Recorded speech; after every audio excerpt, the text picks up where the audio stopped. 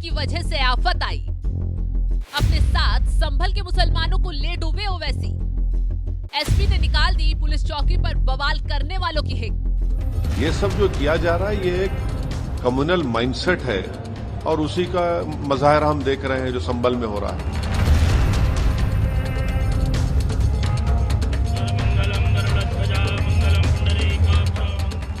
संभल में मस्जिद के आगे जैसे ही पुलिस चौकी का निर्माण शुरू हुआ, वक्फ बोर्ड के ठेकेदार बनने वाले लोगों ने चिल्लाना शुरू कर दिया। उन्हें चौकी से इस कदर दर्द हुआ, छूटते ही चौकी की जमीन को वक्फ की जमीन बता दिया। इस विवाद को हवा तो तब मिली जब एआईएमआईएम प्रमुख असदुद्दीन ओवैसी मैदान में आए। मस्जिद के सामने एक पुलिस आउटपोस्ट बनाया जा रहा है। 5 लोगों की मौत हो गई फायरिंग से। उसका जिम्मेदार कौन है किसी को पता नहीं है। और उन्होंने ट्वीट पर कुछ दस्तावेज दिखाते हुए चौकी की जमीन को वक्फ की बताकर मोदी और योगी को सीधी चुनौती दे डाली। लेकिन अब पुलिस चौकी की जमीन पर बवाल करने वाले लोगों की डीएम और एसपी ने अकल ठिकाने लगाने की तैयारी कर ली है, क्योंकि इस बीच अब बड़ी खबर ये आई है कि मस्जिद के आगे बनाई जा रही पुलिस चौकी की जमीन को वक्फ प्रॉपर्टी होने का दावा करने वालों के खिलाफ एक्शन लिया जाएगा। जितने भी लोगों ने इस जमीन को वक्फ की बताया, सबके खिलाफ मुकदमा दर्ज होगा। दावे को पुलिस और प्रशासनिक अधिकारियों ने गलत माना है। इस मामले में फिलहाल अज्ञात के खिलाफ मुकदमा दर्ज किया जाएगा। कमेटी की रिपोर्ट है एसडीएम, सीओ और ईओ की।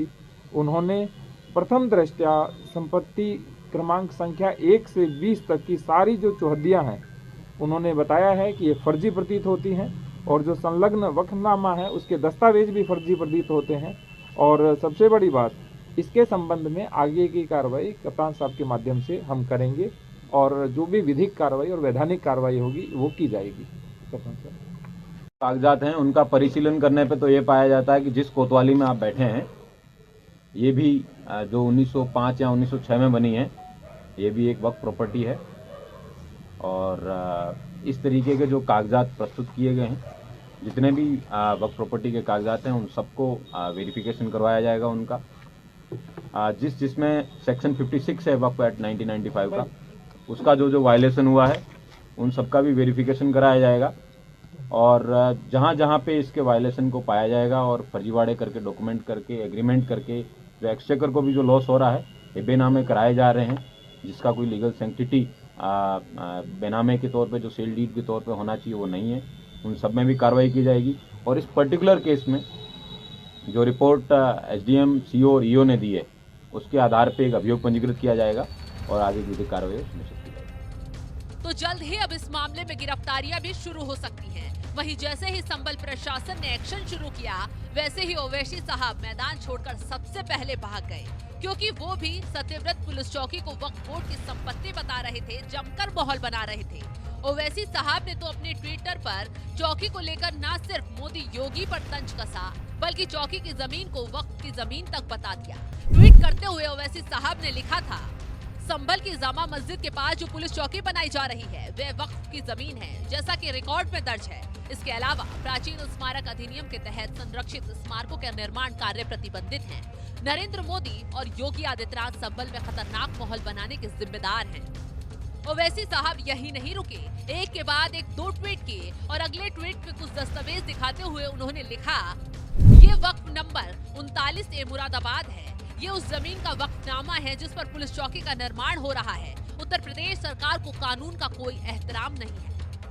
कानून व्यवस्था को सुचारू रखने के लिए संभल में जामा मस्जिद के आगे पुलिस चौकी का निर्माण किया जा रहा है, लेकिन धर्म के ठेकेदार बनने वाले नेताओं को शायद शांति पसंद नहीं है, इसलिए मोर्चा संभालकर पीएम मोदी और सीएम योगी को घेरने बैठ गए।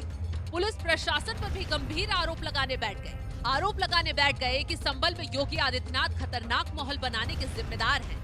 ओवैसी साहब वो दिन भूल गए जब संभल में मस्जिद के सर्वे के दौरान हिंसा भड़की थी, अमेरिकी पाकिस्तानी कारतूस चलाए गए थे, पत्थरबाजी की गई थी, न सिर्फ कई लोगों की मौत हो गई थी बल्कि कई पुलिसकर्मी तक घायल हुए थे।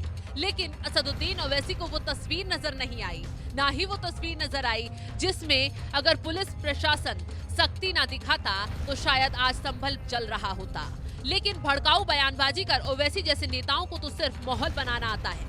यही वजह है कि पुलिस प्रशासन ने तुरंत ऐसे लोगों को सबक सिखाने के लिए डंडा चलाया और झूठ फैलाकर शांति भंग करने की कोशिश में जुटे लोगों को सबक सिखाया। पुलिस चौकी को वक्त की जमीन बताकर सियासी माहौल बना रहे जितने भी नेता हैं, अब एसपी और डीएम ने उनके खिलाफ केस दर्ज करने की बात कहकर सबके होश ठिकाने लगा दिए हैं।